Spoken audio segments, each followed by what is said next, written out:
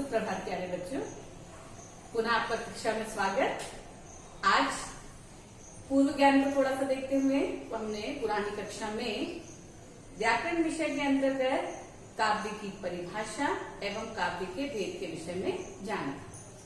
आज की कक्षा में हम हिंदी व्याकरण विषय के अंतर्गत जो दूसरी विषय वस्तु लेंगे वो है हमारी रस। इसके अंतर्गत हम क्या क्या पढ़ेंगे आज? रस किसे कहते हैं, रस की निष्पत्ति कैसे होती है, रस के अंग एवं रस के प्रकार। हम अपनी विषय वस्तु को शुरू करते हैं। रस, जिस प्रकार शरीर आत्मा के बिना उसका कोई मूल्य नहीं होता, उसी प्रकार काव्य रस के बिना पूरा नहीं, अर्थात रस काव्य की आत्मा। रस काव्य की आत्मा। यहाँ पर आप ब्लैक बोर्ड पे जो देख रहे हैं ये रस की परिभाषा लिखी है, इसको समझते हुए हम पढ़ेंगे।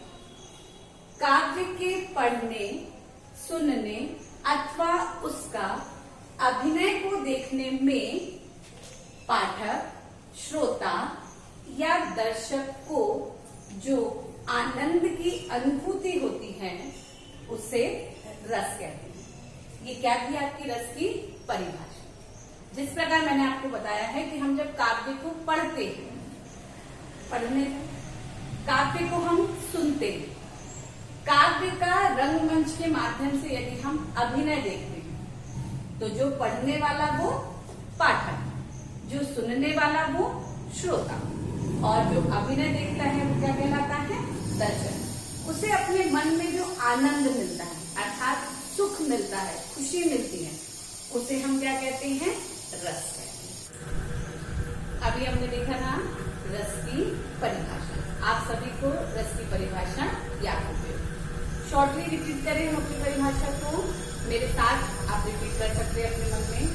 किसी काव्य को पढ़ने, सुनने एवं उसका अभिनय देखने से पाठक, श्रोता या दर्शक को जो आनंद की अनुभूति होती है उसे हम क्या कहते हैं? रस कहते हैं। आपको ब्लैक बोर्ड पे दिखाई दे रहा होगा रस के अंग। मैंने आपसे कहा था रस की निष्पत्ति। यहाँ पर यदि हम अंगों को जान लिया, समझ लिया तो हमें पता चल जाएगा कि रस की निष्पत्ति कैसे होती है।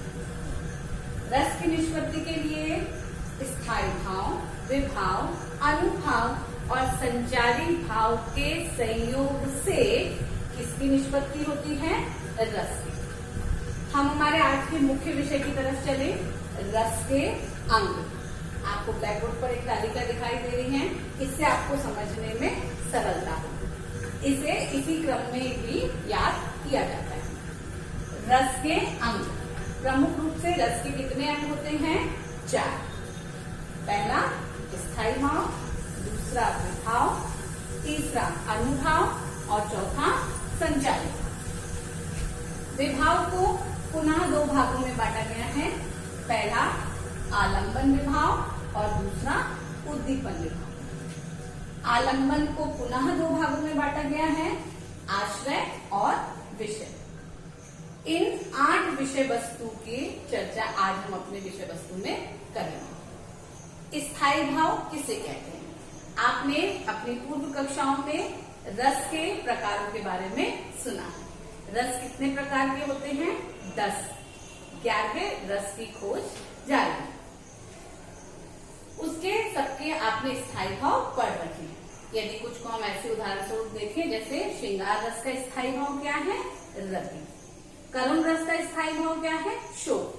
स्थायी भाव का अर्थ होता है, इसकी परिभाषा देखेंगे, जो साहृदय में, साहृदय मतलब हमारे हृदय में, साहृदय में जो सुप्त अवस्था में विद्यमान रहते हैं एवं परिस्थिति के अनुकूल प्रदर्शित होते हैं, उन्हें हम क्या कहते हैं? स्थायी विभाव। जो स्थायी भाव को जागृत करे या बढ़ाने का प्रयास करे उसे हम क्या कहते हैं? विभाव। अर्थात इन दोनों के संयोग से ही रस की निष्पत्ति शुरू। जो स्थायी भाव को बढ़ाए वो आपका विभाव। विभाव के प्रकारों को हम पहले देखें। आलंबन और दूसरा उद्दीपन। आलंबन अर्थात जिस विषय वस्तु या जिस परिस्थिति को लेकर वो रस उपस्थित हो रहा है। उद्दीपन अर्थात बढ़ाने वाला, उसको आगे की ओर ले जाने वाला। आलंबन के अंतर्गत आश्रय और विषय। आश्रय और विषय को आप छोटे से उदाहरण से समझेंगे तो आपको वो जल्दी समझ में आएगा। जैसे यदि पुत्र की मृत्यु हो जाए और माँ विलाप करती है, तो यहाँ पर आश्रय क्या बनेगा? पुत्र की मृत्यु का होना। और विषय क्या बन जाएगा? माता का विलाप करना। तो इन दोनों के संयोग से आलंबन अर्थात परिस्थिति, जो विभाव उत्पन्न होगा, उसके कारण जो स्थायी भाव उत्पन्न होगा, उसे हम कहेंगे शोक। मतलब वहां पर कौन सा रस उपस्थित हो जाएगा? करुण। इन 6 को हमने इनके संयोग को देखा। आगे हम चलते हैं अनुभाव।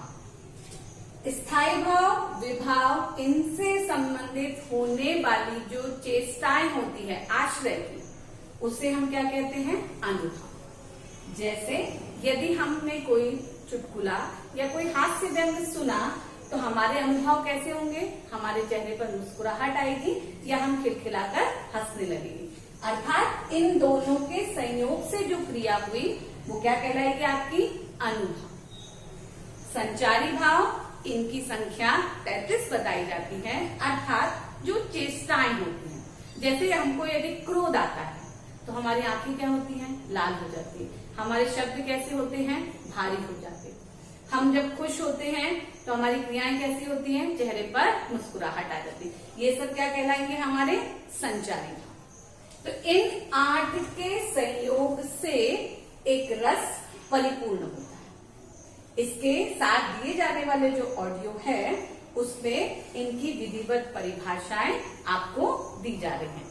ध्यान से सुनेंगे और रस के अंगों को समझने का प्रयास करेंगे।